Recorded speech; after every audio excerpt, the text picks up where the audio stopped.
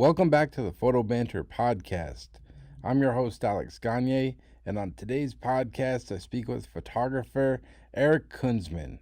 Eric Kunsman is a photographer, photographic educator, and founder of Booksmart Studio, a fine art digital printing studio specializing in services for photographers and book artists.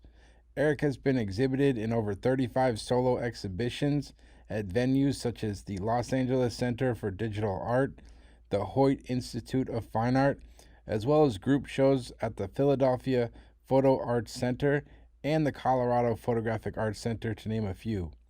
I first met Eric Kunsman while attending the Rochester Institute of Technology, and I've had much respect for Eric's passion for photography, as well as his high level of craftsmanship for printing and bookmaking. So I was really excited to get Eric on the show and kind of talk to him about all the different things he's working on. So I hope you enjoy it, and thanks so much for listening. Recording. Let me start over. No problem. All right. Perfect. Got it. All right. Eric Kunsman, welcome to the podcast, man. Thanks for taking the time to do this. Really excited to talk to you. I guess to start off, I was just kind of curious, like the last 4 months been crazy, everything going on in the world. How's life been for you? Like this creative wise, have you still been shooting, or what's kind of been the last 4 months been for you? The last 4 months were, at first it was just trying to get home. I was out in San Francisco for a solo show. My father-in-law was very nervous about that. We got home and then I had to go to Houston for Photo Fest and SPE, which is Society for Photographic Education. Yep. And that's right when RIT decided we're closing. We're going to go to online only. Yep. And so I was teaching color management of all things. I'm like, how am I going to teach color management with no printers, no, spectrophotometers, none of the gear for the students. So it really became about just getting through, as we all called it, the Zoom master. Once that finished in May, it's just been a struggle. I mean, like I think everybody else, there's days where you want to get up and go out and photograph and do the work. I'm lucky enough to have my own studio where I'm able to get out of the house, bring the kids down here, sometimes get them out of our house and away from people, but then still trying to get out and photograph as much as possible. But the motivation, I think a lot of people right now are struggling. There's good days, bad days. Yep. I mean, not just that, but everything going on with Black Lives Matter also. There's so many things going on.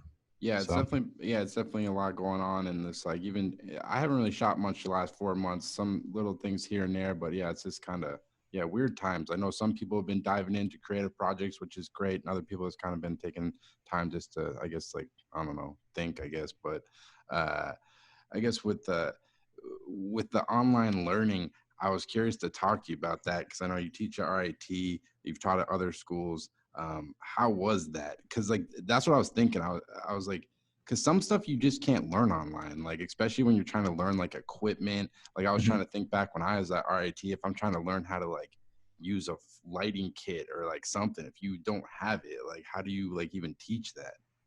Well, that's, I guess, certain things like lighting and, where it's not just gear. Like I'm supposed to teach fine print workflow in the fall. How do you teach that if a kid doesn't have a printer? Yeah. But things like Clay Patrick McBride, teaching lighting. Yeah. I saw and other people teaching, basic photo. The kids were doing some really creative stuff because they were no longer enamored by the world. They were confined to this space and they really had to start looking a lot closer and even playing with lighting. What do you have in your room, that you're trying to light with? You don't have strobe, you have, continuous light. And what are you using for diffusers? You have to be more creative, I think. And that was a little bit more interesting that I've seen. The kids actually have to learn how to problem solve. Yeah. Which is when you and I were in photography school back in the day. Yep. I was a little bit before you, I think a decade or so. Yep. But all photography is, is all we do all day long is problem solve. Yeah. Yeah. It's been kind of interesting because like a lot of magazines, like big magazines have been even doing like, I've seen a couple, like the Hollywood Reporter has had a few covers where it's just, they did the portrait photographers just use like Zoom or FaceTime because they couldn't go in person. So, and the photos were still amazing. Like Frank Ockenfell's had a cover where it was all through Zoom. And I was just like, wow, man, it kind of like in these weird times, it really had to like make you get creative and figure shit out, Yeah, absolutely. I think there was a student from Drexel University who had the cover of the New York Times or whatever it was. And she did everything by directing other students through Zoom. They'd send her files, then she'd go back to them what to correct. Wow. So she was more of like a photography director through Zoom, which again, just the creativity that people have to go through, I think it's bringing in a whole different level, which I hope it'll help the future generation. For sure. And with RIT, like, are you guys going back to in-person learning in the fall, or where are things at right now? RIT has made a policy that only 20% is allowed to be online, and then we can either be in person or blended, where it could be online and in person. Yeah. I'm planning on going back because of teaching the printing classes and portfolio. It's one of those things that how can you really do that without the portfolio? We can do critiques online, which is fine, but fine print workflow, need to be able to look at those prints and controlled lighting and just give the students access to printer. Yeah. I want to go back. Honestly, I personally did not like the entire Zoom. Yeah. I like it for what we're doing with photo now, like you and I meeting on Zoom, even though it's voice, but so many other opportunities with museums and galleries have opened up where we can attend openings. Or I've had openings with the Atlanta Photography Group. She said normally they get 35, 40 people max in the gallery. I think there was 150 people at the opening on Zoom. Yeah. Yeah, it's really interesting. I actually did a photo show a couple months ago, and it was online.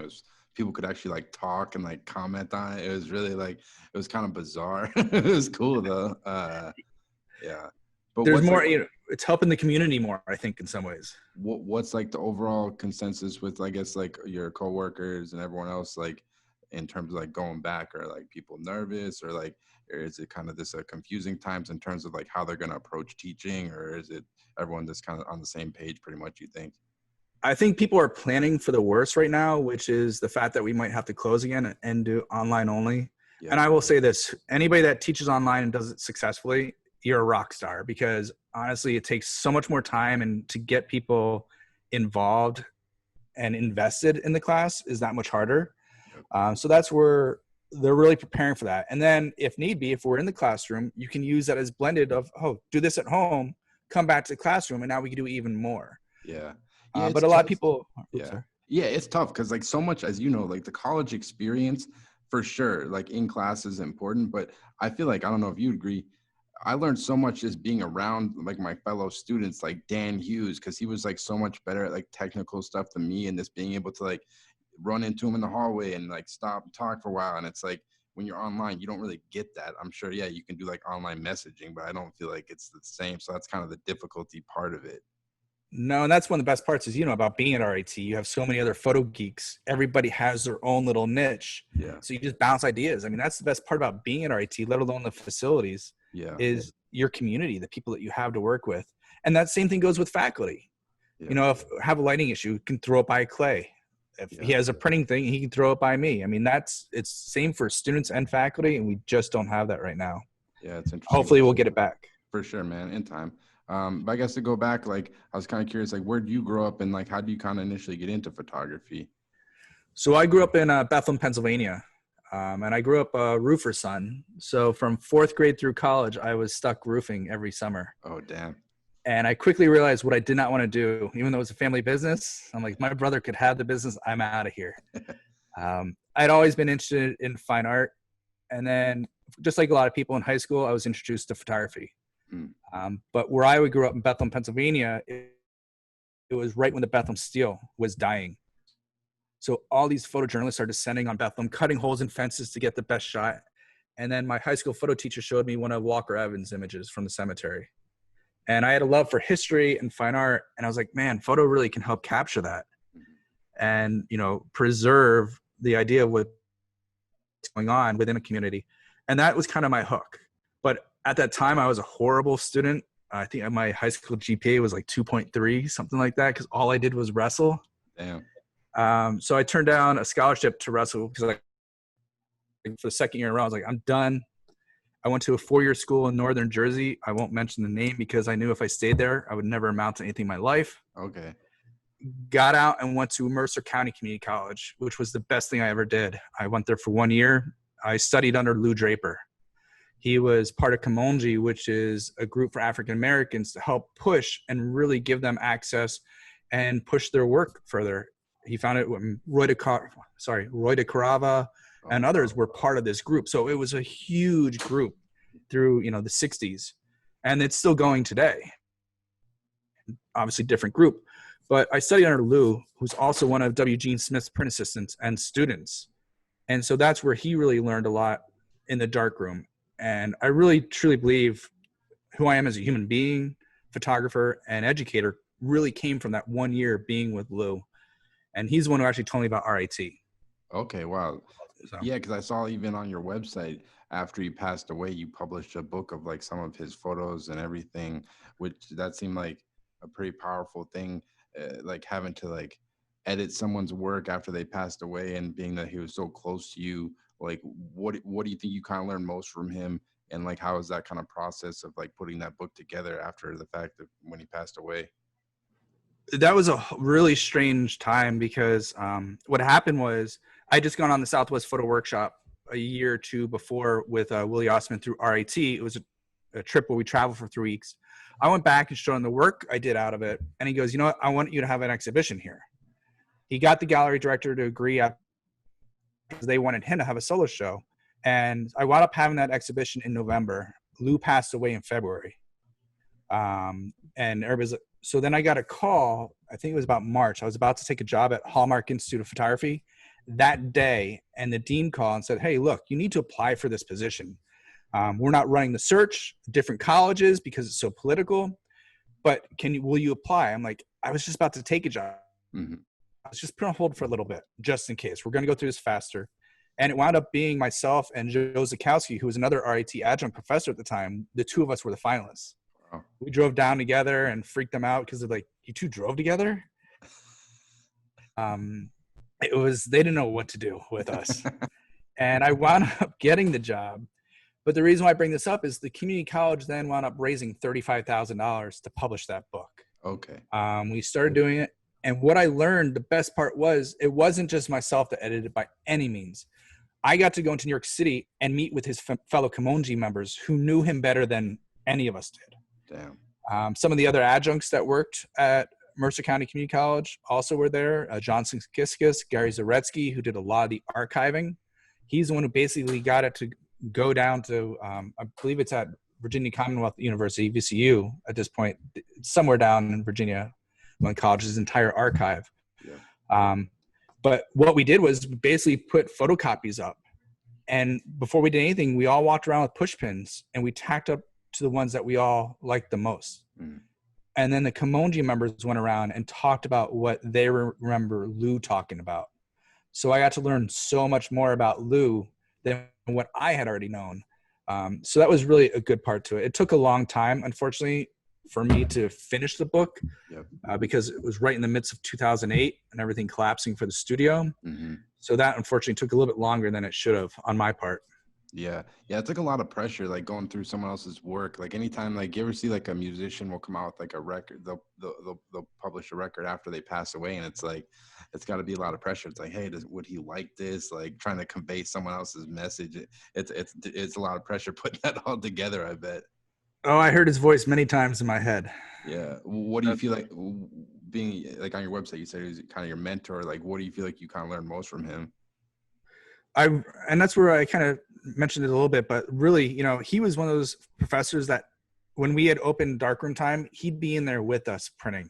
Mm-hmm. So just watching his process for printing was really one of the biggest things. But even how I approach teaching, my critiques are based off of how Lou did it. Yeah. We're really about, just as much about the print as it was why you took the photograph. And then everything needs to be in that frame for a reason. He beat us up on that left and right.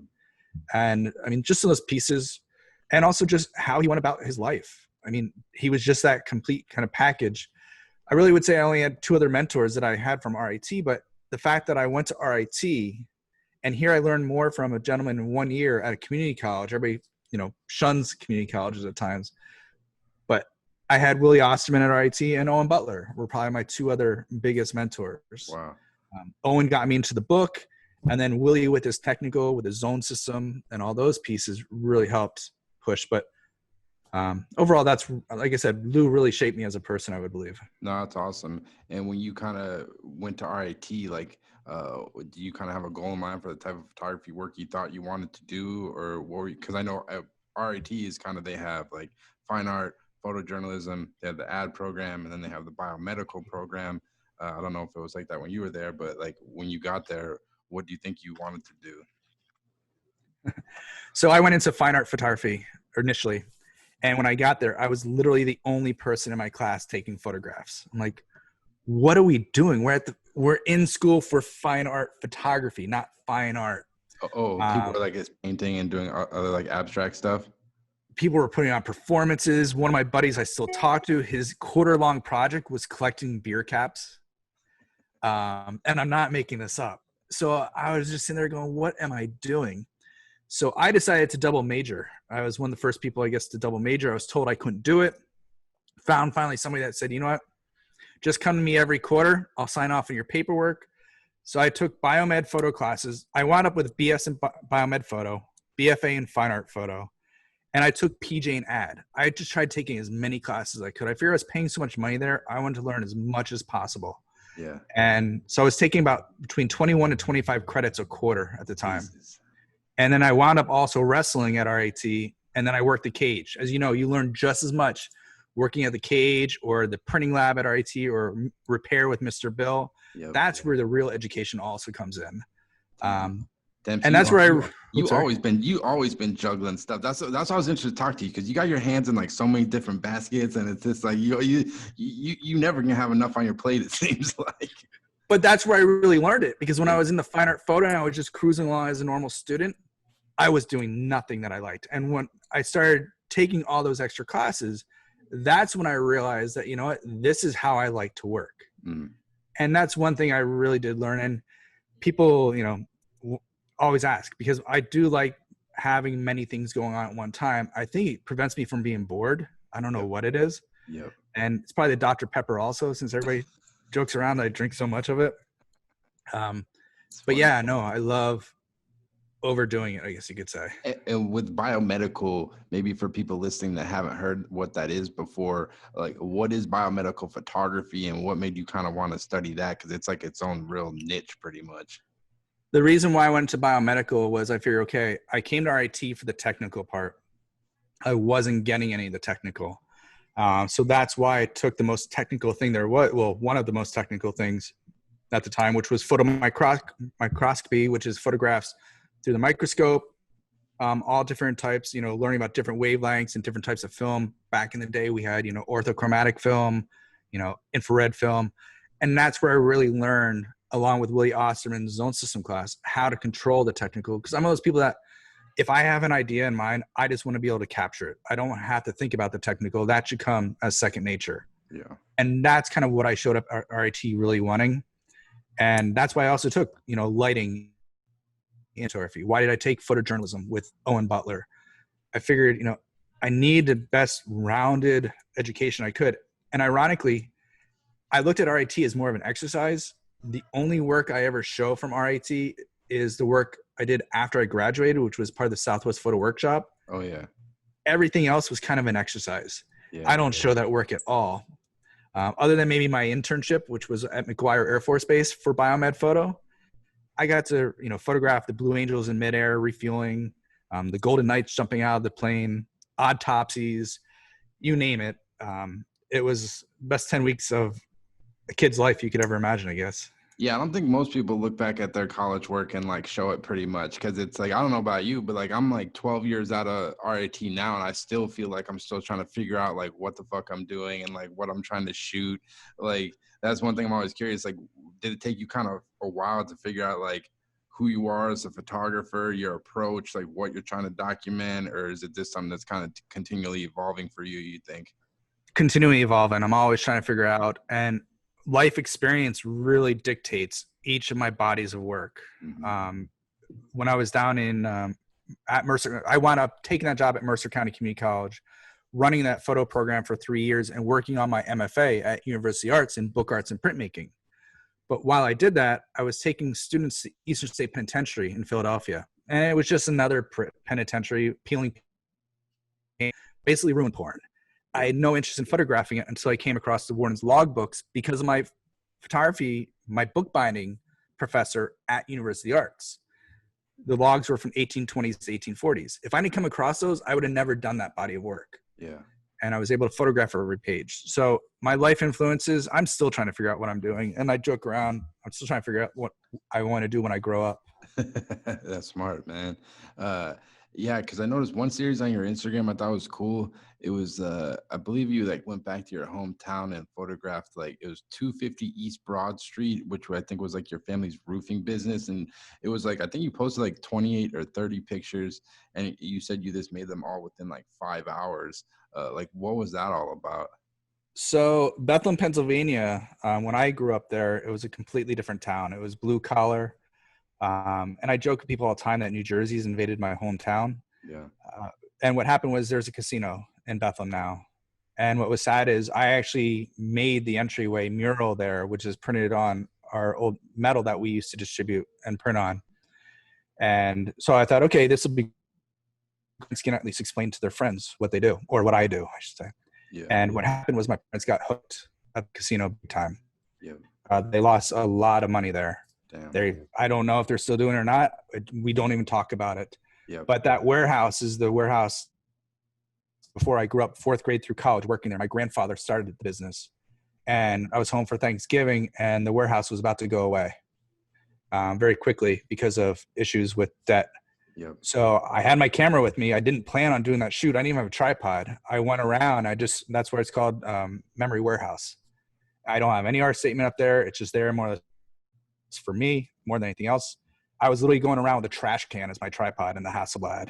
Yeah. And everybody else is just trying to empty stuff out. And I'm just in there just doing that. And I've never taken a picture of my formal portrait of my father or my mother. Yeah. But my father was just so emotional there as this was going on that I had to have him just sit down. My son was with me and he's like, Pappy, get over here and sit down. He wants to take your picture because he refused to at first. My son's like, get over here. He's what, 6 at the time, I think. He's art directing. Oh, he just said, you need to come sit so my dad could take a picture of you. Yeah. And so that's where that came from. Yeah, that's always like, I've always been amazed by, I know a lot of people like photograph their family like very intimately. It's something I've never done myself really. It's like, I don't know. I have a hard time doing it because like when I look at someone, I don't know, I'm trying to think of who does it. Like Larry Tao, like he made a whole book photographing his family. Like, is that something for you? Like, is it difficult to photograph your family, or is this not something you're so much interested in like making a body of work out of? Because I know a lot of people do it. I think one thing that helps me with that is my wife has a policy that my kids are not on social media. Yep. They are not on I was allowed to do the one time lapse I have on Instagram of my daughter helping me at the studio. Yeah. But other than that, I think it helps also that my wife kind of wants our kids to have a private life because so much is on social media now. Smart. But even personally, I'll take, during COVID, I've taken more family to record time. But other than that, I'm not a portrait person. I'm really not. Yeah. I kind of get that awkward, trying to ask somebody like people, and other people are such smooth talkers. They can walk up and like, I want to take your picture, just stand there, did it. I'm not that person either. You're the one who does that all the time with your baseball and everything else. Yeah. You're always doing. Yeah, but I'm still nervous sometimes. For me, it's like the reason I do it, it's like I view like anytime I photograph someone I don't know as like a challenge. Because I'm nervous. I'm like, fuck that. I'm going to get through this challenge. So it's like this internal dialogue. It's like, do it. You know what I mean? And sometimes I'm defeated and sometimes I'm not, but that's how I view it. Maybe that's weird. Yeah, it's that whole thing. It's like the worst thing that they can say is no, but it's just like, man. Yep. I hear no enough from galleries and museums. You think I would be okay with all this rejection of being able to go take portraits of people, but still can't do it. Yeah, that's one thing I was going to ask you about, like, because you've exhibited your work at a lot of different galleries. You're represented, I think, now by the Hoyt Gallery, and then I believe another gallery in Europe. Was that like always kind of your goal to kind of exhibit your work at galleries and kind of publish books? And like you're saying, like, how do you kind of deal with that like rejection? Because that's a big part of it, I would imagine. And that's one of the biggest things I think when I actually went back. So I started the studio when I moved back to Rochester in 2005. And I knew I didn't want to teach full time. And we had the galleries, we had, supply sales, a whole different, went down the wrong fork for a little while with Booksmart Studio. And then in 2012, I decided to go back and teach full time. And that's where teaching at RIT, that's allowed me now to start doing my photography again. Because from 2005 to 2012, I did no photography. because you're this managing your printing studio, Booksmart, which the one you used to have. I remember being in college and you had that huge gallery space, huge like retail space, the printing, and even I remember going into that place. I was like, man, this is a lot to handle. Like it's a lot of pressure having that much like overhead and everything, man. Yeah, we had 8 employees, and like I said, we were selling the supplies. And I think it was about 2010 where I started to find myself, and my employees too, we would walk around saying, you know, I hate people, all people, I don't discriminate. Yeah. Because people were just with retail, and photographers and artists always won that handout. Yeah. And I was like, you know what, I'm done with this. So we actually got rid of that part and sold it off to Shades of Paper in New Jersey. Yeah. I'm like, just take it. Take the website for fineartinkjetpaper.com. And because I was like, why did I go to school, photo school? Why did I get my MFA? I'm not doing any photography. Yeah, I'm doing the printing part, which I love doing, but that's not all I wanted to do. Mm-hmm. And that's where I'd say about 2016, I started building up other bodies of work. 2012, 2016, I finished the Eastern State Penitentiary work, and I started exhibiting that. That was 2014. Mm-hmm. And people are always like, man, you're pushing so hard. I'm like, I'm kind of making up for a gap of 2005 to 2010, 2012.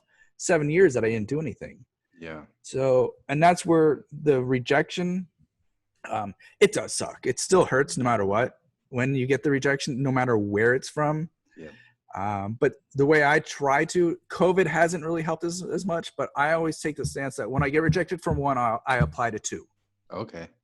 And I've kind of, every night before I go to sleep, obviously I have issues falling asleep. That's why I do all this work.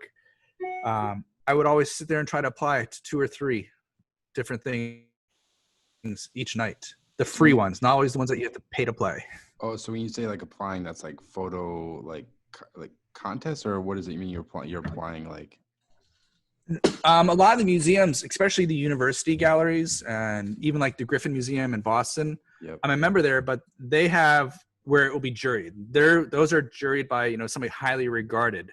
So those are the ones where kind of competition, but you can actually be juried into that exhibition, which is more the group shows. Yeah. But the solo exhibitions, and what they want is basically a full packet. They want, you know, your artist statement, you know, 20 images. Some of them want, you know, what kind of things can you teach while you're here? So those are the ones where you don't have to apply to, but you better have a full body of work that can relate to the people on that college campus. Yeah. Or university. So that's where a lot of the solo shows I have are at a lot of universities. And it's just, like you said, just pushing through even things like the Association of Photography over in the UK. I applied for their contest and happened to win that last year. And it was funny because they're like, yeah, Lumix was there to give you your camera, and they did not expect American to win. So we don't know how to get it to you. So it took like 2 months between the European Lumix division and the American Lumix division to get the camera. So it was just kind of interesting. Yeah. No, it's interesting because that's like a world I literally know nothing about, like the fine art gallery world. I've never even attempted to like show my work. I'm just kind of stuck in my like editorial. I do my own little personal projects. So I was interested in talking to you about it. Cause like, what is it you're looking for? Cause I know like when you're represented by Hoyt Gallery, like what does that like partnership entail? Like why did you partner with them, and like what do they kind of bring to the table for you, I guess? So really having her represent Bay Lamar is the gallery owner, and Hoyt actually stands for Humans of the Earth. So there's a lot higher end, you know, photography galleries. People say, oh, well, I want to be part of this X, Y, and Z gallery. But for me, for the first person representing me, I felt it was perfect because kind of similar ideas. A lot of my work is about, you know, socioeconomic type of ideas, trying to really make people aware of things that I'm observing. Yep. And that's what pulled her into wanting to represent my work. So we had that connection. So now, you know, we should have a solo exhibition, because I just started working with her about 7 months before COVID, and there was going to be a solo show out at her gallery, which now obviously nothing's happening with that out in LA. Yeah. But there's that 60-40 split, but she's also looking for other opportunities for me with other galleries out in LA, which really helps. But a lot of it is me trying to push my stuff out there. And then it's nice to have somebody else also trying to push it. The Malamigi lab out in Italy, They're basically, their whole push for trying to sell the work is working with interior designers throughout Europe. So they have a different type of niche where Hoyt Gallery is trying to get it out to her collectors, as well as partnering with other galleries that represent just photographers in LA to also work with them and get it out to their collectors. And the goal with that is to try to sell the work. Yeah. Because I'm tired of going into debt for all these exhibitions all the time. I know, man. I thought it's crazy. People don't realize, like, because I have some friends who are kind of in this world, and like even people that like print books, like I think people don't realize, like, even some of these big photographers, you think they're publishing a book, like they're making a lot of money.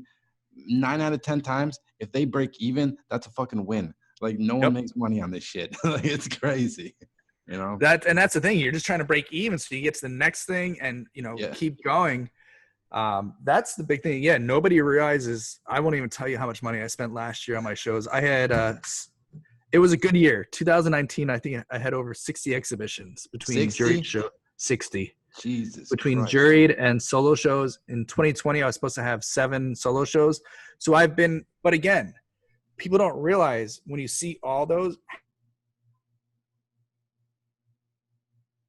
had those 7, I probably had 80 rejections. Oh yeah. But just keep on the door trying to, make those connections with people. Especially, I go to a lot of the portfolio reviews. I made the mistake the first time when my Eastern State Penitentiary body work, which titled Thou Art Will Give, was done. And I went to Santa Fe Reviews, and I felt like all I was trying to do was push it on people. And how do you build a relationship when all you're trying to do is that? So my latest work is only halfway done. So I was like, all right, let's go this time 50% done and get feedback. And people were so much more receptive. I made so many, I've even other participants that are there, so many more connections and really growing that community a lot more. Yeah, so you got to have like a lot of patience, because like when you say you're like pushing on people, because I think I had this like when I first got out of school and I was just trying to find my first editorial clients. It was like, yeah, you go in because you're like so hungry, you want to work with these people. So it's almost like we're not selling insurance here, guys. It's like you feel like you kind of have to have that patience and like put yourself in the other person's shoes, kind of like a little bit. Yeah, and I tell this to my students all the time. When I first started applying back in 2005, when I was at Mercer, because I was tenure track at the time, I'd apply, I'd get rejected. So finally, after like 5 times of getting all my images rejected, I asked my wife, pick one out. Hers gets in. I'm like, all right, this isn't cool. So I had her pick another one the next time. That one gets in. So the next few shows, I'm like, all right, you pick 2. Those 2 would get in. I'm like, you know what? Forget it. Fuck it. You pick which ones I should be entering. Because we are so connected sometimes with our work too. Oh, 100%. And having that person that, just a completely fresh eye. My biggest critic right now, and I'm not joking, when I apply to exhibitions, my 5-year-old daughter is the one picking what images I'm applying with. Interesting. She's my best critic at this point, and she could give me honest feedback that nobody else can. Yeah. And man, she's tough. That's amazing. And do you feel like when you're trying to get into these galleries and shows, do you feel like you need to like make work that will like fit these like different galleries, or you don't even like worry about that? You just kind of make the work you are inspired by, or how do you approach that? Because are there like, do you see like trends in terms of like the type of photography that's being shown in galleries? Is there kind of like that aspect of it at all? There's definitely trends, and I'll be completely honest, I've never thought about a gallery when I'm making my work. My work is about, like I said, a reflection of what's going on in my life and whatever's inspiring me at the time. Yeah. The galleries, and that's the thing, is there's ebb and flow. Like right now, what's important, I've been rejected by some grants saying, oh, we're going to focus on COVID-based work. Yep. Now, Black Lives Matter, which is important to be showing right now to help that movement. 100%. And just understanding that everything's going to come back around. And even the work I am doing with the payphones, it was never intended to talk about, Black Lives Matter and everything else, but the idea of it being about race, class, and economics in Rochester, people like, that has a fit right now. I'm like, well, that's not, it does, but it doesn't. Yeah. And really, like I said, my work, I have never, and I never will, if I do ever think and worry about what's going on in the galleries, that's when I know I should just hang it up. Exactly. Because all I'm worried about is that's not what inspires me at all. Yeah, 100%. And the payphone thing you were mentioning, your project, I believe it's pronounced philosophic calculus. First off, Oh, what's the title all about? And maybe you could talk a little bit about that project, because anybody, you can go on your Instagram, your website. There's some really cool photos of this kind of payphones you've been photographing. Yeah, and that's where, because everybody's like, what is fellowcific calculus? That's why the subtitle is also Technology as a Social Marker of Race, Class, and Economics in Rochester, New York. Got it. Because people are like, what is fellowcific calculus? I'm like, go Google it. And really what it is, I'll tell that part of it first, is Frontier Communications in Rochester has been in financial trouble for years. They just claimed bankruptcy during COVID, actually.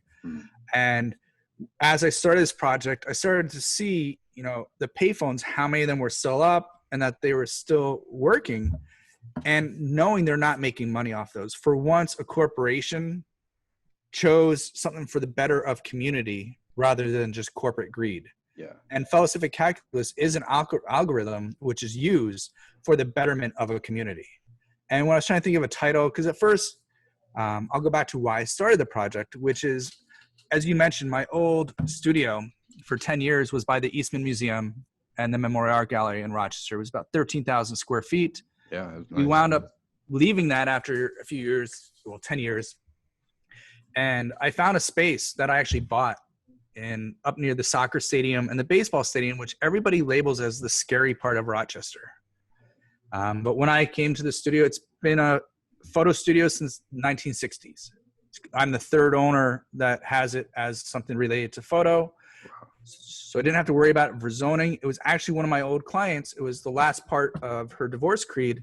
So she was trying to get rid of it. And when I came to look at it, I went to the corner, very, very quiet area. I looked up at the roofs and everything, the homes are well maintained. I backed up the first moving truck after we bought it, and 3 kids came over. They were 9 years old. It was Harry, Elijah, and Grumpy. I said, Grumpy, where did you get your name? He goes, when I was 1 or 2, somebody took a lollipop from me and I made a grumpy face and it just stuck. I'm grumpy. And so these kids, all different cultures come over and like, can we help you? I'm like, yeah, sure. So they're carrying, like, take all these rolls of paper to the far back area. And they're carrying the paper for about 10, 15 minutes. I'm like, man, this is cool. Then like, we can get paid. I'm like, I don't have any cash. I'm literally moving. Yeah. Like, well, what do you have? And the previous owner had left coffee mugs up in the kitchen area. I'm like, I got coffee mugs. Like, sweet. So I'm like, all right, we'll finish carrying all those rolls to the back and you can, pick what mug you want. These kids walked away like you thought I paid them each $50 to $100 holding this mug. Look what we got. Look what we earned. Yeah. And they come over. They play with my son now. Only Harry is around. Elijah and Grumpy have moved out of the area. But, my son plays with these kids. And so my colleagues at RIT and my friends out in the suburbs all started labeling this area as a war zone. How could you have that area? We can't show in your galleries anymore. I'm like, I got rid of the galleries anyway. So I started trying to figure out why. And I noticed 3 things: the neighborhood bars, corner stores, and payphones. There's like 40 payphones within 4 square blocks, even on the corners of the neighborhood. And I was like, what's going on here? And that's where I started to try to examine that. At first, Hughes would go with me. We were just payphone hunting, driving around looking for them. My daughter was 3 at the time. She could spot them before we could. She was called Eagle Eyes Kunsman for the payphones. And then it developed into Frontier decided to sponsor the work. They gave me the list. And at that time, it was 2017. I had a relationship with the people that were working within that department, and they knew why the payphones were still there. And they said, yeah, they're there, because we're trying to support that community that so many people were left behind. And when I reached back out to them in 2019, because the local paper did an article on it, they're like, all those people had left. And now their whole attitude was they are what they are. As soon as they're no longer, feasible, they're done. Yeah. So their whole attitude changed. So then I was like, do I change the title of my project or not? I'm like, no, because that's what they did. And that's why we still have 1,455 payphones in Rochester. Wow, 1,000? Damn. 1,455. And when you were out there photographing, how often would you run into someone that would actually stop and like use them? Was it very often or not much? Or well, that's where Frontier didn't even know which ones worked and which ones don't. So I'm also mapping that as I'm doing it. I can tell you which locations I know people are constantly using. On Main Street near what's called the Busy Bee restaurant, where you can get a good meal for $8-9. Mm-hmm. It's about 3 blocks from our homeless encampment. Those payphones are constantly used for obvious reasons. But there's other certain ones, even in the suburbs, where I get texts from people now of people on the payphones being like, somebody's using this one. And so I get a quick photo of it. And the reason is I guess I have spotters out there now for me is what's going on. Yeah.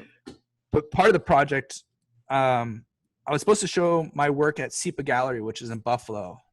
And when they came for a studio, he came in and I just started this project.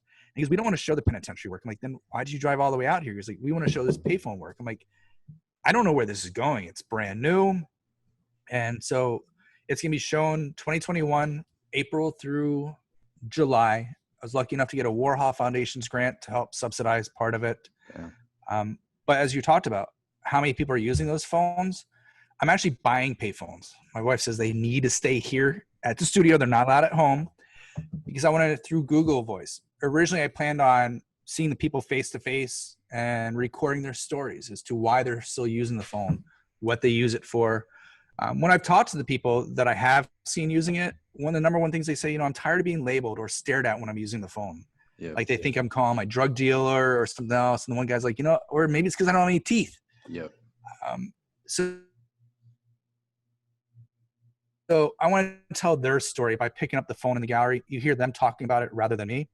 And then also showing maps with census information and the locations of the payphones to show it's not about crime. It is really race and economics when it comes down to it. And when you say you're buying payphones, what do you mean by that? Like I'm kind of confused. Like the payphone you would have on the wall, the full-fledged payphone on eBay, you can buy them. Yeah. But I'm specifically buying Frontier Communication ones because at RIT now, where there was the payphone by the third floor cage many, many moons ago, yep. That is now a video showcase. And if you want the audio, they still have the payphone there. You pick it up and you get the audio for the videos. Okay. So you can actually hack the payphones so we can actually put audio recordings in there that will be triggered as you pick it up. And that's why I'm buying the full-fledged. All right. So the audio recordings are like interviews you're doing? Yes. Okay, so got it. What I'm going to do is now, because of COVID, realizing that this isn't going away anytime soon, I'm going to put a placard up at the payphones asking people to call me for 50 cents. Oh, and we'll do a phone interview that way. And I'm only going to have their audio, not mine, as to, a series of questions. And then in return, I want to meet with them and give them a $10, prepaid calling card. Damn. So that way I'm not just paying somebody cash and they're making up stories, but instead, if they're legitimately using the pay phones, then that $10 calling card actually has some value to them. That's fucking cool, man. Like, have you got any calls yet, or is it something you're still working on setting up? No, that's where, like I said, I was just about to start putting the placards up right when COVID was hitting, because I wanted to do it in the warmer months. As you know, in Rochester, that's June through August. Yeah. That's about it. Yeah. And then COVID hit. So now it's like, I was brainstorming with a few people the other day. It's like all through Google. Let's do it through Google Audio and have them call in or Google Voice and record them that way. And then also the audio is coming through a payphone, so it'll sound like crap. Then when they play it back, it'll sound like crap. It'll hide kind of some of the race and class of individuals. Wow, that's going to be amazing, man. 'Cause you're going to get so many amazing stories as people in the community. Like, I just started doing this a couple months ago. I've just been doing these like live shows where I just put a link to Zoom and people call in. I just get random people like this call in. So it's been fun. But with that, I'm excited to see what you get from that. Because I think definitely you're going to get a bunch of people calling.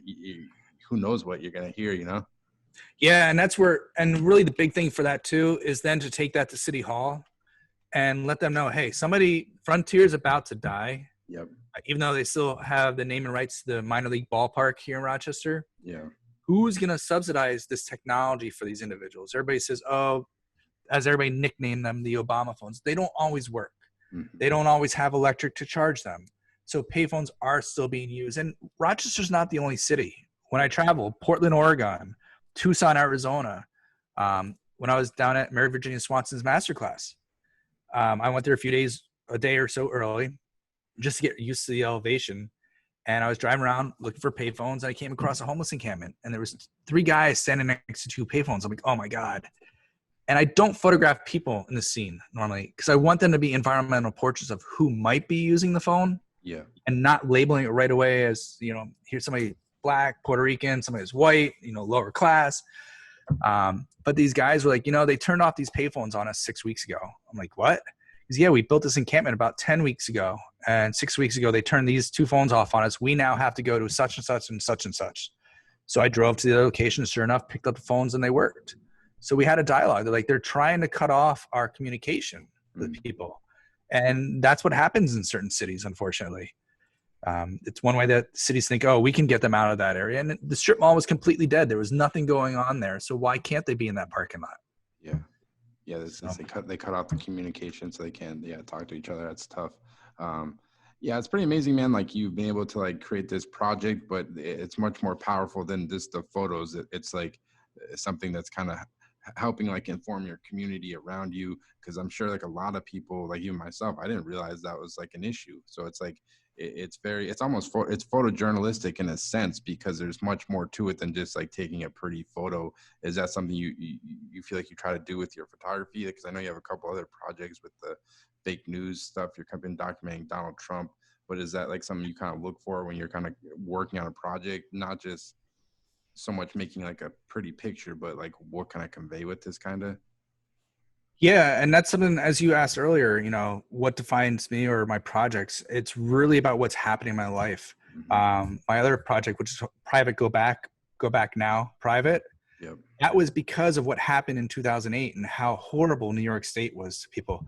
I'm not ashamed to I tell my students all the time, I went $343,000 in debt, and I had to work out of that. Shit. Because of what happened. And New York did not make it any easier. New York hit me for about $60,000 of that. It was absolutely ridiculous, the labor department. And that's where that body of work came out of, you know, just my sick take on what it's like owning a business or just the economy of upstate New York and Western New York. Yeah. And it was more personal. And this payphone project would have never started if I didn't move my studios. Yeah. And it was just because how people were labeling the individuals. And I was kind of really, honestly, it's just pissing me off how many of the faculty and friends were labeling these people. I've gotten to know the families. My old place was broken into 3 times in 9 months, and they got about $85,000 of my Macs. They would throw the PCs on the floor, literally the monitors, and just steal the Macs, smash and grabs. Yeah. And that's where I was like, you do realize my old place is broken into.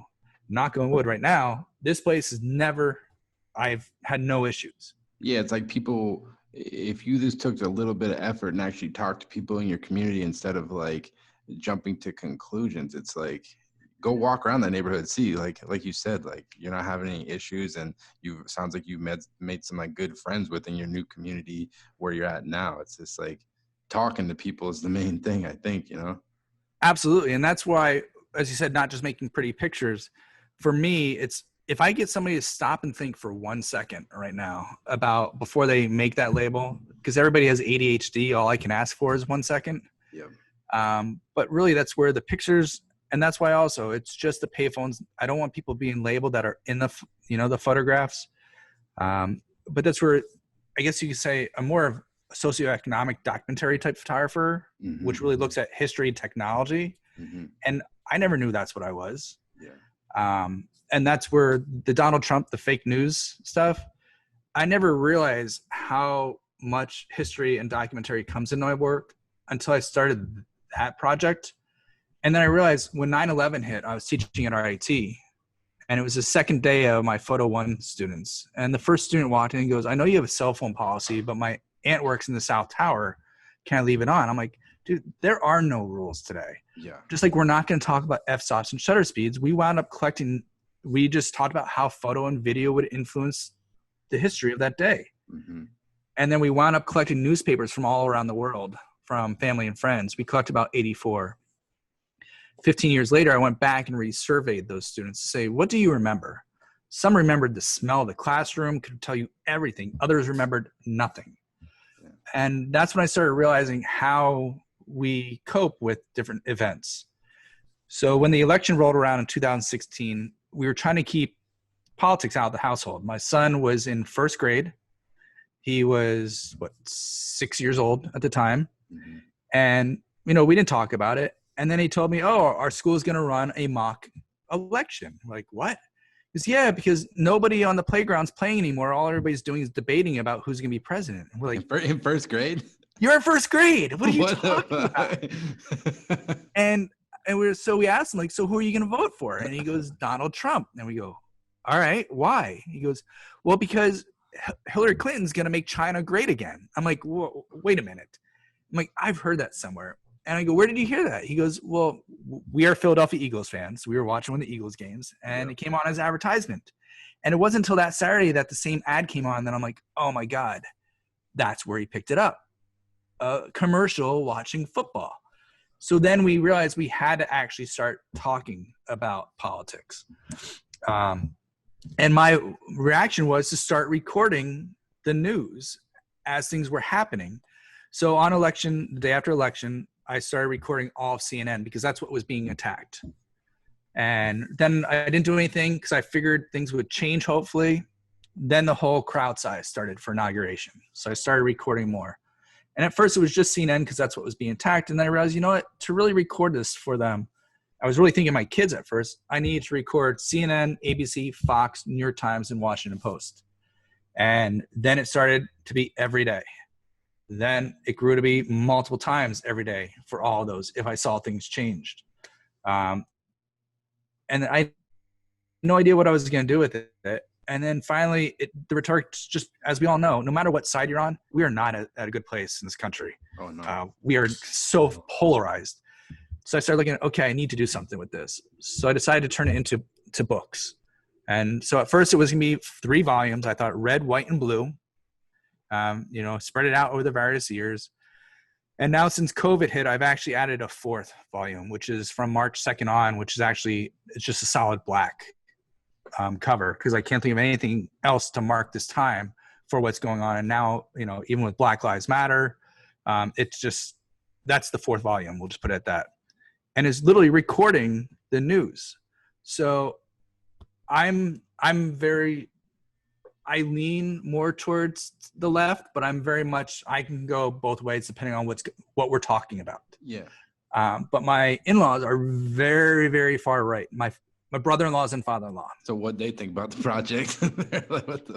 I thought I made a huge mistake, which was Christmas Eve this year. I left volume 1 and 2 out in my library at the house. Damn. And my father-in-law was out and he picked it up and I'm like, oh my God, it's Christmas Eve. I'm going to get destroyed. And he looks at it and he goes, this is awesome. I'm like, wait a minute. What? He's like, this is really good. He goes, look, Fox News is right. I'm like, oh, here we go. But then he started saying, look at the events. This is recording the events. I'm like, yeah, that's what it's all about. You stop looking at what's fake news and you look at the events. And he goes, you need to bring this tomorrow for Christmas. I'm like, oh no, we don't talk politics in this household. We don't do it. My brother-in-law lives in Skinny Atlas, New York. So I'm like, all right, what the heck? Here goes a beta test. So I took volume 1 and 2 out. I'm like, here, everybody, after dinner, dropped them on the table, which are making loud thump. They are, these things are beasts. You can see the book here. Damn. I'll drop one in. That's size. You've made 2 of those. Well, I have volume 1, 2, and 3 are done. Got it. And the goal is to get these into archives but we'll talk about that in a little bit. Yeah. But so at Christmas, everybody's gathered around, and I never realized my sister-in-laws were Democratic. Okay. Because all of a sudden, like, yeah, look, because my brother-in-law was like, look, Fox News. And then my sister-in-law was like, look, they're wrong. I'm like, wait a minute, what's going on here? Yeah. And because we don't talk politics. And then after the 10 minutes of catty, oh, look who's right, they started talking about the events. I'm like, wait a minute, this actually does work. If it works with my family, it can work with anybody. And so that's where I wanted to have an event before COVID hit. It was going to be June 14th, which was Trump's birthday and Flag Day. Yep. Where I wanted to get a national event where I just want to send the PDFs of the volumes to people and let them have events where people could just put up and curate what they feel is the most important. I was lucky enough right before COVID to do it in Waco, Texas at a gallery called Cultivate 712. Yeah, I saw you you guys printed out like a bunch of the screenshots you took, and it was almost just it was like playing cards almost, and people could pick them up. Yeah, at A. Smith Gallery in Johnson City, Texas. They're the ones, I was just doing the full pages. They went through and cut out the individual phones too. I'm like, oh my gosh, you're all dedicated even more than I am. And we had a discussion. COVID was starting to happen. It was, I think, March 12th or March 10th, somewhere around there. And so they're like, I drove out. I was in Houston, and I went from Houston to Waco to Houston to Johnson City, which was about a 3-hour drive, back that same night. But I went out. I just want to see what the community was going to do. And so I talked for about 30 minutes, and there was just this dialogue that just kept going on for about 45 minutes. And I'm like, all right, let's do it. And we had Sharpies there, blue tape, push pins. And I got to stand back and just watch people talk. And the dialogue between individuals and talk about the different events and how it might have affected them was really, really powerful. And what I did, I have that time lapse, which is online. Yep. But I'm hoping to do that throughout the United States for October now, October 14th. And even throughout the month, I just want communities to do something. Rhode Island Center for Photography has talked about doing something there possibly. Even though I collected these screenshots, I see it as an archive. It doesn't belong to me. I want it to be as accessible to anybody as possible. And that's why it has its own website, www.fakenewsarchiveproject.com. You can go there and read every page if you want to, because it's not about buying the book. It's about having access to that information. So would you take like one screenshot per day, or was there like a limit to it? And was there like a certain type of headline you were looking for? Or how did you approach like which ones you picked and that aspect of like putting it all together, I guess? So my routine was literally every day, so that way it never changed, going CNN, ABC, Fox News, New York Times, Washington Post. You didn't want OAN? No, I didn't have that. I've added Huff Post though. So yeah, no, at first it was just going through that routine because I really only went for the ones that were being talked about all the time by our president. And those, if you think about it, who does he attack the most? Who does he praise the most? It's those 5. Fake news media, fake news media, baby. Yep. So, and that's why, and then it would just be just the headlines to avoid copyright infringement. All I want to do is, and I do have some of those very important stories recorded, but they're not in the books. Mm-hmm. And then it would be, I'd go back. Now it's almost hourly. I go back. And if I see something change, I will record it. And that's where after this next election, I think I need to go into rehab for 2 weeks with no phone. It's a lot. Is there anything you feel like you've learned from I read a lot of news, but with a project like that, it's like you say, you got to have your eye on it because you want to stay on top of everything and document it. Is there anything from like really viewing all these different news sources, like a lot? Is there anything you feel like you learned through this process in terms of like, I don't know, politics, media, or anything in general, you think? It really is. We always thought about the news as being, the news growing up. Mm-hmm. We never had this notion of fake news.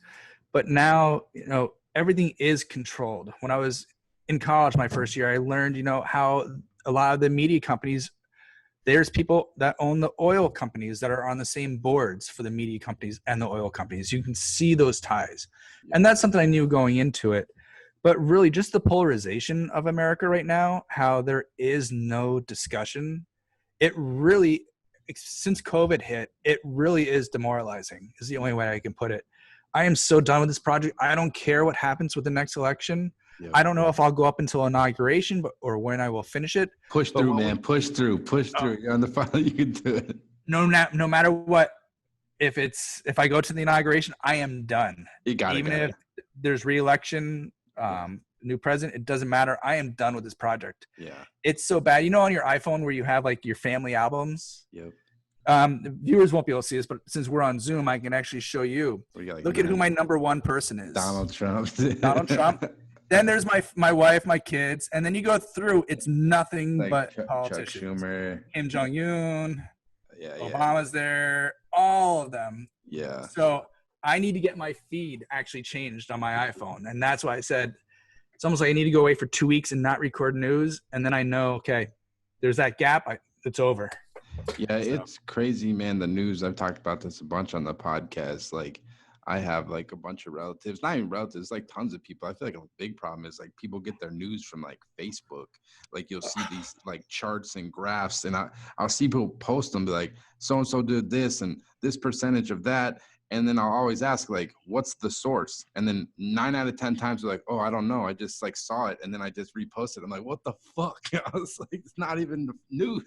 Or they don't even go to verify it. Exactly. One of my wife's family members put something on Facebook a few months ago, which was like somebody had altered the Bill Gates and Melinda Gates Foundation, the sign in front of the building to say for human reduction in population or whatever. Yeah. I'm like, come on. Yeah. Number one, a stone worker would never put the line of a D down the middle of a crack on a brick wall or, concrete wall. Yeah. Number two, go to Google Maps and here's what it really looks like. And exactly. I sent that to them and they still refused to take it down. I'm like, come on. Yeah. It's like, yeah, that's a major, Facebook's no fucking joke, man. That thing is a fucking animal. And it's people don't care. Like you said, they will just keep things up. It doesn't matter where it comes from. Yeah. Even if you prove them like this is not real. Yeah. Yeah. It's hard. That's why it's important to read a lot of different sources. Cause even like, I read a lot. I think I like the New York Times a lot just because they seem like they don't jump to headlines. They won't print it until they have really verified their info. And with CNN, I've noticed they're very much like, if they'll jump and put the headline out quicker than other people. It almost, sometimes it comes across as like TMZ-ish because it's like, it'll be like, giant bold blocks, like da da da da, like, you know what I mean? It's so that's why I think it's important to read a lot of different stuff. Yeah, and that's the biggest thing that I've always believed, and that's why I started capturing all the different ones. Is you really have to look at all the different sources that you can, and even looking at Fox News to see what are they reporting, what is their angle. Oh yeah, and trying to get your base. Not that you're going to go and repost whatever they're doing, but even how many of them just believe on whatever Trump tweets at this point. Yeah. I watch the Fox News, all those channels all the time because, yeah, it's really interesting to see their perspective and everything. It's important to understand what they're saying. Another thing I was kind of interested in about being that you're like doing like gallery shows and stuff, like artist statements. Like, how do you approach that aspect of it? Because like, it's very interesting. Like, it's a skill in itself, being able to write about your work. Because I've definitely seen like exhibits where this artist statement, the photos could be so good, but the artist statement could just ruin the whole thing for me. You know what I mean? You mean the ones that are all heavy conceptual? Yeah, it's just like, man, I get it. It could be deep, but like sometimes I'm just like, man, you really feeling yourself or something. You know what I mean? Like, yeah, sometimes those I feel like I'm not smart or something. It's like, I really do. And that's where, if you read most of my artist statements, I truly believe, it's more about what I'm doing with the project. Like I talk about, the one for the payphone series. Mm-hmm. I literally just talk about the idea of what falsified calculus is, where I discovered it, more of my process. I guess maybe my RIT background is why I'm so process oriented. I'm not sure. Yeah. But at the same time, when I read some of those artist statements, I'm just like, man, I'm lost. And that's not the photographer and artist that I am. I'm not putting down those people. Yeah. But there's also the entirely heavily conceptual movement right now within galleries and museums. And again, we all have our niche. That's not my cup of tea. Yeah. Doesn't mean that I think poorly of it. Just sometimes I don't appreciate it as much as some others might. Mm-hmm. And that's where other people don't appreciate mine, because mine is more of a socio-documentary style. And I get that. We're different people, just like a painter versus somebody that's working with charcoal. Mm-hmm. It's just another genre of photography at this time.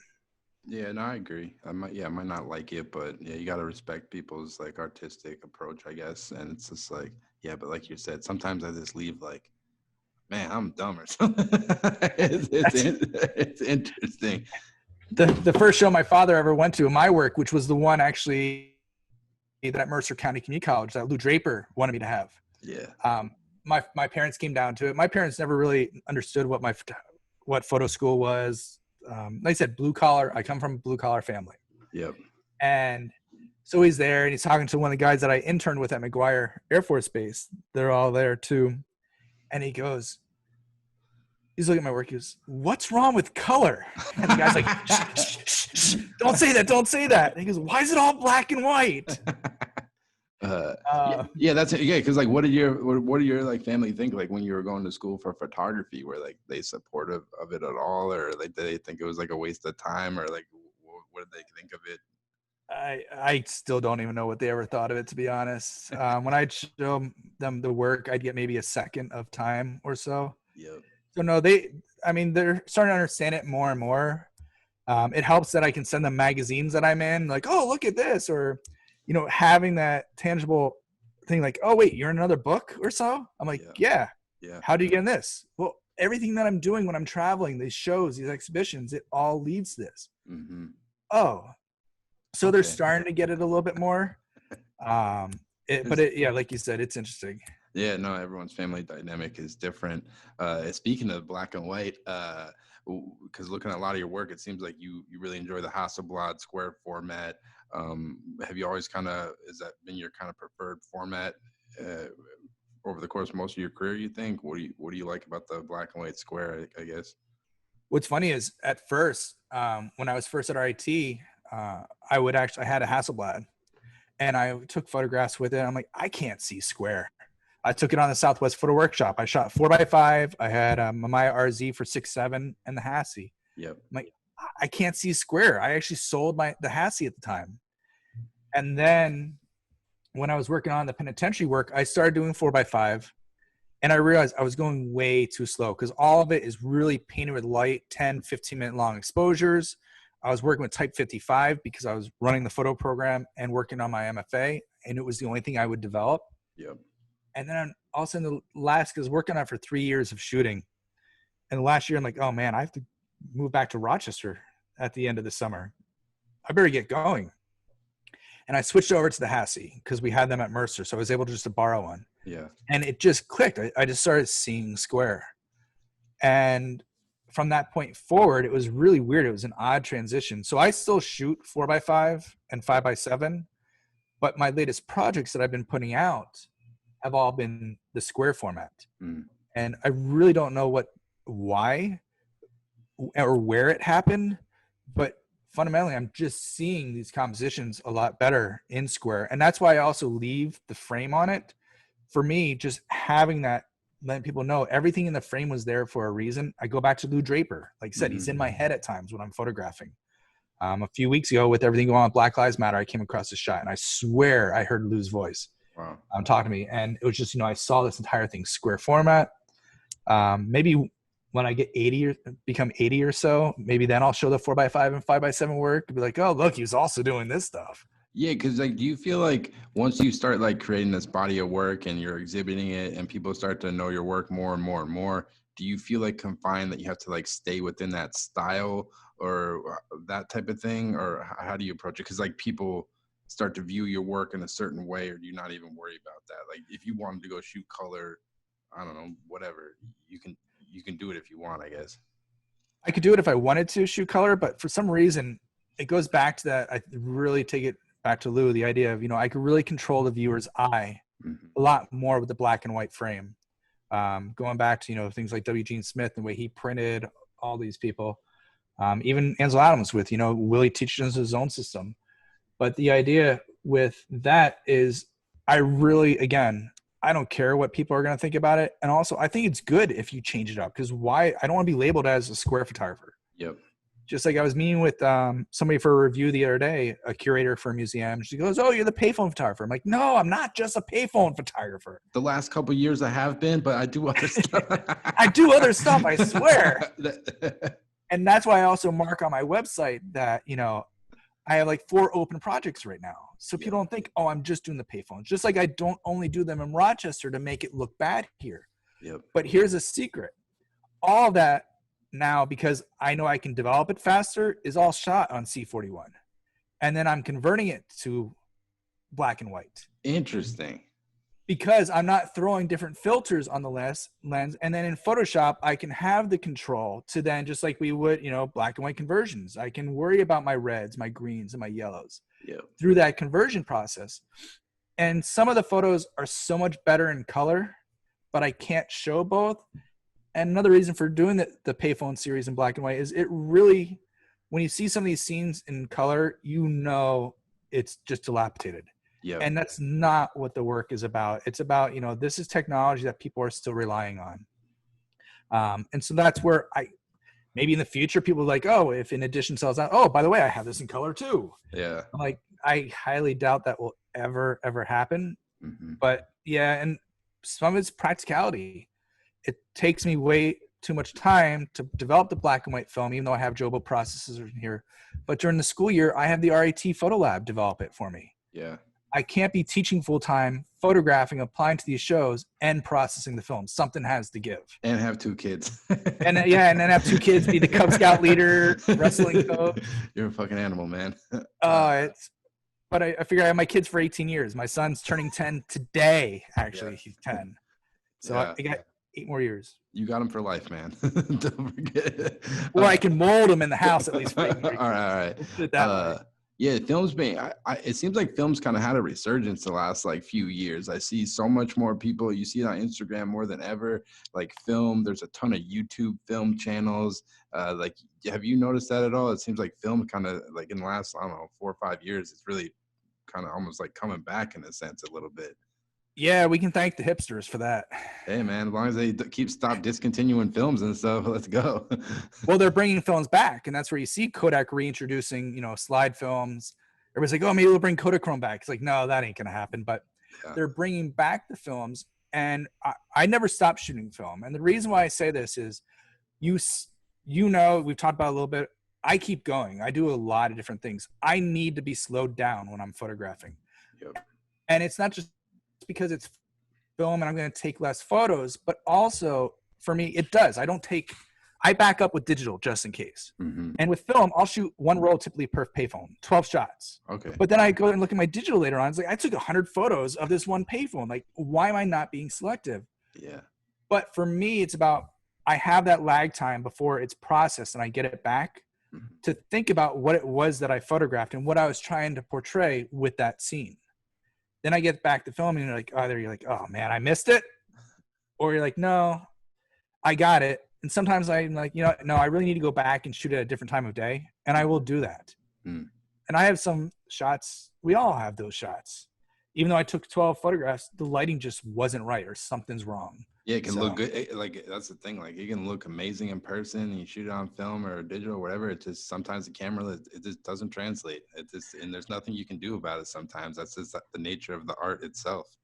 We're forcing it. And then there's the other times, like the other day, I was in Letchworth State Park and I took a photo, and I was so giddy about it. I couldn't even wait for the film to come back that I put it on Instagram. I threw up a digital sketch of it, took it from the Lumix, cropped it down, and I made sure everybody knows this is just a digital sketch, because the Hassie is going to look a little bit different. But like I said, every once in a while I get one of those shots where I'm like, I just want to get it out there because I know I'm not going to process film for probably another 2 months. Damn.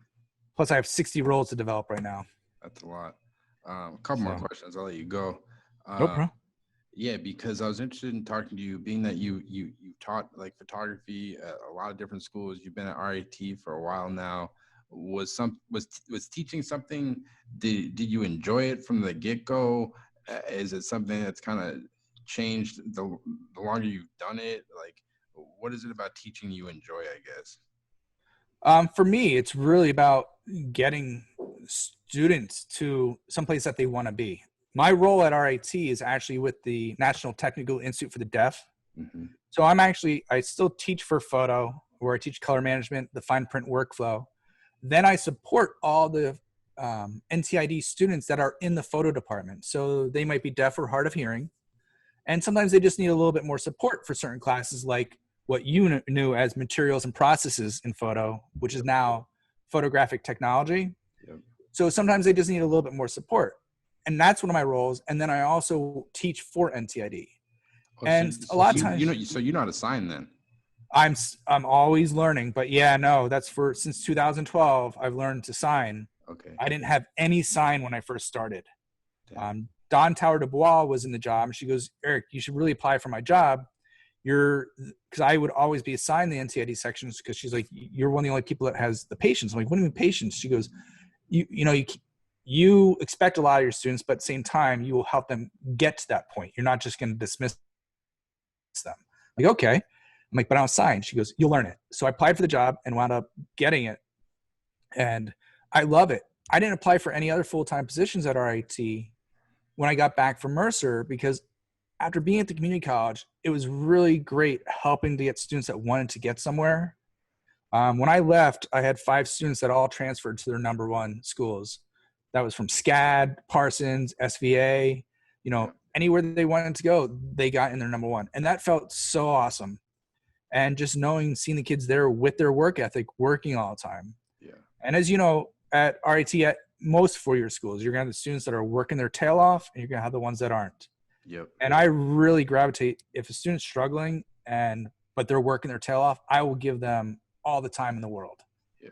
If they're just not understanding it or just need a little bit more, but they're working hard. And that's what I really love about teaching. And that's something I learned by being at the community college. So I taught at RIT for 2 years before I did that. And it wasn't until I went to Mercer, and I had a mentor at Mercer, and they literally taught us to be teachers. And that's one thing that was really important to me. It's a real skill. It's a real skill. Cause I always I struggled in school, even at RIT, certain, especially the technical classes, when it was Photoshop, I'm not some people can just get it. But for me, those Photoshop, knowing how to put the layers in certain spots, and it felt like a puzzle to me. And I feel like you could tell sometimes certain teachers, I think they thought you didn't give a shit. And it's it's a real skill, because you're teaching a class of whatever, it might be 10, 20 people, and everyone, they learn so differently. It's everyone, how they learn is like I said, it's so much different. Having that skill to be able to teach a lot of different people one thing is not a lot of people can do it well, I think. Well, the one thing is, a lot of times people have to teach why we're doing it too. And that's, we're not just pushing pixel pushers out of RIT.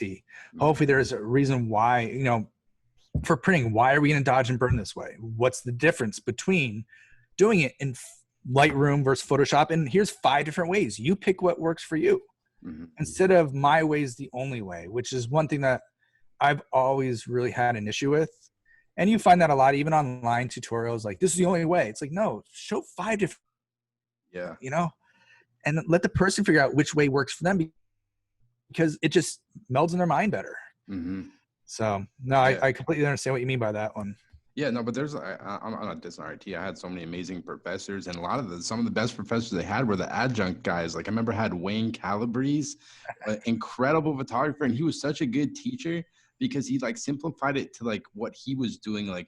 He would just show the work that he was doing in his personal life, instead of I found I related to that so well, because you could tell he had a passion for it, rather than this obviously, sure, you want to learn the history of Ansel Adams and all these legends, but kind of hear his perspective on literally the projects he was working on that week himself. I feel like I learned so much just from his perspective on what he was doing, Yeah, and I think that's one thing that, because when you were at RIT, I would say and we're not dissing RIT at all, because there was great faculty. Oh, I love it. Some of them didn't do his work outside anymore because they were later on in their careers. Yeah. But now there's a lot of younger people, so they're actually doing, like Clay Patrick McBride. Every weekend he's going out and photographing. Oh, this is what I did this weekend. This is how I ran the lighting. Yep. He'll have a dialogue about it, and it's no, this is what I'm doing. Yep. And I think that's one of the greatest things that you can also do. Like you said about Wayne Calabrese, there's Don Cochran. They're out there doing it, and then they're bringing it back to the classroom. Yep. And you have a lot of that also now with a lot of the full-time faculty too. Which really does help, and they're showing their vulnerability. I think that's one of the best things you can do as a teacher is show all of your mistakes too, not just talk about that. I was on a Zoom call through the Halide Project in Philly the other day, and the person talking, was talking about just as many of the mistakes as the success. Yep. And that's where don't make my mistakes. So it's what I want to teach the kids. Yeah, man, it's awesome. Yeah, I loved RIT. I miss it because it's just such an environment that I'm jealous of you and Dan and Clay that you guys are still in it, because there's no other place. Because the big reason I started this podcast was just because I love just chopping it up with photographers and kind of hearing the struggles and everything. And with RIT, you guys have this amazing community where, shit, the 4 years I was there's some badass photographers just within that 4 years that came out of Pari Dukovic, who's killing the game right now in editorial. like Yep. Tristan Felber, a huge list of amazing photographers. So it must just be, it's almost kind of inspiring to seeing some of these like photographers coming through, and this, even not even just the students, but just the faculty, like guys like Clay or Dan, who are like doing amazing stuff and kind of keep pushing and pushing. It must be kind of a cool environment to always get to be around. It's really fun to watch what the students go out and do too. I think Steve Geralt was there when you were there also. Possibly. Yeah, I just interviewed him. That guy's a beast. He's doing all this stuff like robotics right now. That guy is a go-getter. So, and that's the thing. And you will note that if you think about all those people that had success or are having it now, yep. If you look back at their RIT career and what they did when they were working, the one thing you'll find in common is those are the people that are either working at the cage or working all the time and after hours and constantly working. Yep. The work ethic is the number one thing that you see that comes out of that. Yep. And that's why I will gravitate to those people if they are struggling, because in the end, help pushing them a little bit further. Because if they have that work ethic, they're going to go far. Hell yeah. And like Steve with his robots. We don't teach robots in photo, but dude, that thing's crazy. I was working with one yesterday at Hasbro. They bought one. It's like a fucking $250,000. These robots. There's only like a handful of them in the country. I went to his studio in New York. That dude has fucking 3 of them, and he's doing all types of crazy shit. I'm like, man, I really got to step my game up or something. Yeah, that's where you almost need shirts like Johnny Five. So you're Johnny Five. No, he does. He has names for them. So I know. That's the thing. I remember the thing I loved about RIT, like every week they had those like speaker sessions. Like they had there? They had Alex Webb, Dan Winters, Marielle and Mark came there, and I was just like tripping out. And it always drove me fucking nuts that like other kids, my students in my class, I'd be like, dude, Dan Winters coming here to speak. And like sometimes the fucking auditorium would be like half empty. I'm like, bro, this dude is a fucking legend, man. Yeah, and that's the thing. That's why they don't do as many, because they just weren't getting the students show up. And it's just like, come on, these people are incredible. We had Dwayne Michaels. How many of these people? Like, I'd always buy a book afterwards too and get it signed. I'm like, dude, they're here. Why not? When I was a student.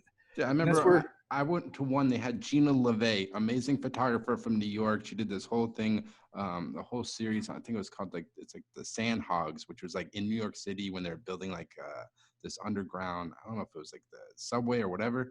She came there and spoke, and there was like nobody in it. They had people go. They're like, if you can get 5 people to come back, we'll give you like a brick of film. I was like, what the fuck? I ended up getting a bunch of film, but I was there anyways because I love the Charles Arnold lecture series. It was incredible.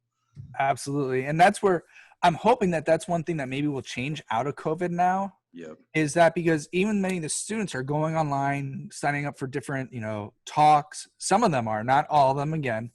But hopefully when they get back to RIT, they're going to realize what they missed about being on campus. And like those lectures, they'll be like, you know what, if they're providing this to us, maybe we should be there. Oh, yeah. I'm hoping that's one thing that will maybe change. I really do. Yeah. Because they bring in these people that, some students have stuck after and gotten internships next summer with some of these people. Yeah, I met a couple people like that. I was just like, this is fucking awesome. It's like where else are you gonna every month or a couple of times a month? I remember a memory I had at RIT. I was like leaving some class and I was walking by I think it's called the Webb Auditorium, that big auditorium, and there was a sign that just said Ralph Nader speaking. I was like, what? I walk in, it's just Ralph Nader that's giving a speech. I didn't know nothing that he was even gonna be there. He was talking about like not having a credit card or some shit, and I was just like, "What the fuck?" And this is I miss it, man. It's a great place. Yeah, you never know what's gonna happen on that campus. No, they need to do something in the winter to keep you entertained. For sure. Do you feel like your approach to teaching has like changed from like when you started to now? Is it like something you're like constantly like evaluating and like, because like I said, it's a skill in itself, being able to like communicate and like teach people a skill or show people stuff, I guess.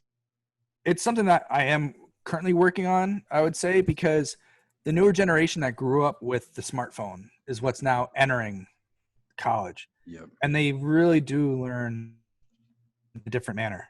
They can do things sometimes that's like, wait a minute, I feel old now. It's like, wait, how did you do that on the phone? Or, wait, what did you do?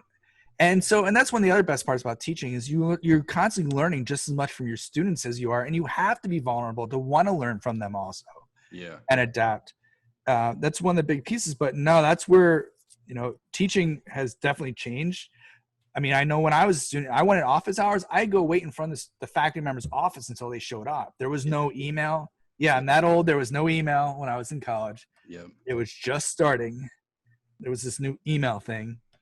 But with that, yeah, it's definitely, but at the same time, sticking to my guns with certain students that, no, you need to, if you don't get it and you put in the work, that's fine. I will help you. But if you're not going to put in the work because you're like, oh, well, I didn't understand the lecture. Did you email me? Did you come see me? If you didn't put in that little bit extra effort, I'm sorry, I'm not going to be as flexible. And that's sometimes because people are too flexible with this younger generation. So it's a give and take, just like anything else that I'm still trying to learn. Yeah, it's like if they're showing a genuine interest, you're down to put in that extra work to help them out. That's smart, man.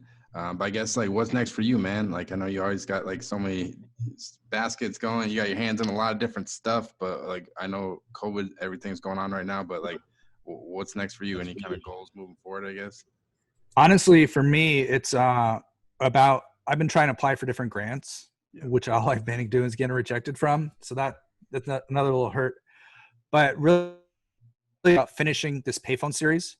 I have only about 938 of the 1,455 payphones photographed.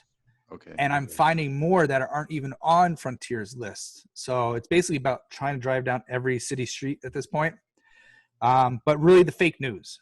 If anybody's interested that's listening to the podcast and wants to try to get it into their community, if they visit fakenewsarchiveproject.com, I'm just looking for people to collaborate with this. If they have any idea on what to do with this information, get it out in October before the election. I don't care if you're right or left or in the middle like I am, just if you want to get this information out. So I'd really say my big thing right now is the Fake News Archive Project. And I do have a deadline. The payphones are going to be shown in Chicago, but I still have, I think, 4 solo shows coming up in 2020. Damn.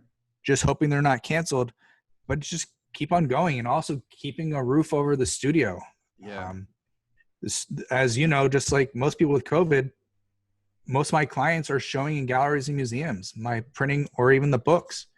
We were supposed to have a residency this summer that we had to cancel with a faculty member and a college graduate. Oh, so they're going to come and work at the studio and you kind of like teach them kind of? Yeah, and then they produce their books. Our last resident, Marshall Shuttle, he was 2 years ago, is actually about to have his book published with Chris Graves. Wow. That he had worked on here. They're editing it, they're changing it a little bit, but that was his starting point for it. And he made a limited edition of 5 copies. These others were going to make, I think, limited editions about 20, 25 copies to sell with their exhibitions. But trying to keep the studio going is one thing with very little income coming in. Yeah, what's like, I guess we didn't really get into that much, like with Booksmart. Like, what's your kind of goals with it now? Because I know before you had that whole like printing aspect, you had the gallery, but now it's a little more like sized down. Like, what kind of projects are you? I know you made a bunch of cool portfolios for clay. You've done it for a ton of artists. You make books. What kind of stuff are you working on over there now? I guess. Really, and that's one best part. 2012 is when I stopped having employees, and it's the best thing ever. I don't worry about New York State, but also I get to pick and choose who I book with. So really the clients that I do have are ones that understand there's a relationship. They also understand what it is that I do, or a lot of them will just give me files and say, you know what, do your thing on it. Do your Kunsman magic, as someone would call it, and just get it, whether it's color or black and white, get to that point. And most of our clients, they're doing edition work. I don't work with the local community in Rochester very much because they want one-offs.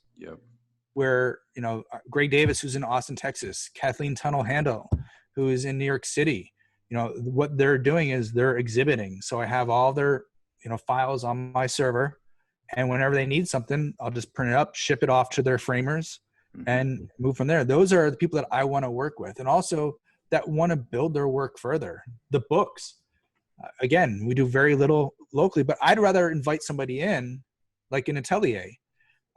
even RIT faculty. Meredith Davenport's downstairs working. We have a dark room in the facility for non-silver. Oh, wow.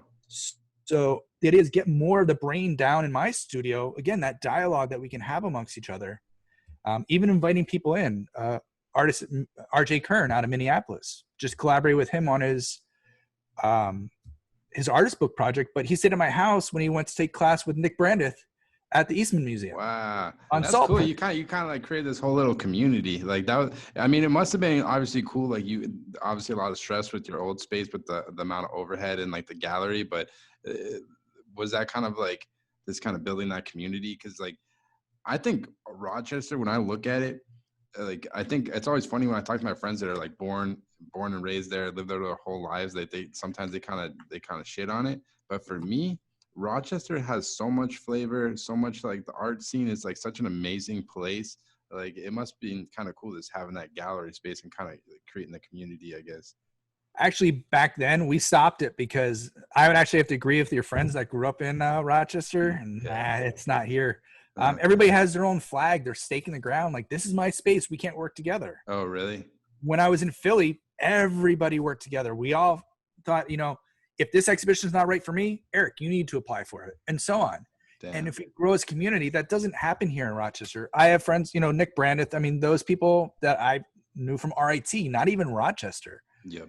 And that's where the last show we actually had in the gallery, I'll tell you one funny story, was I figured, okay, we were thinking about closing it, so I put up my penitentiary work. Yep. And one person walks in like, oh, so where'd you get your printing done? I'm like, haha, you're funny. You know where. And the next person comes in and is like looking at one of the prints, goes, I recognize that photo.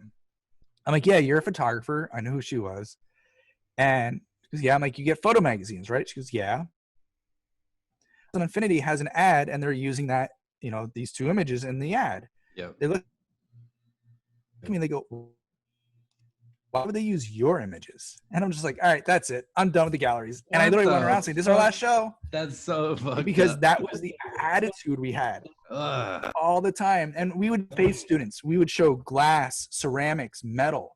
So we wanted to expose Rochester to different things. Yeah. And so that's why I stopped it.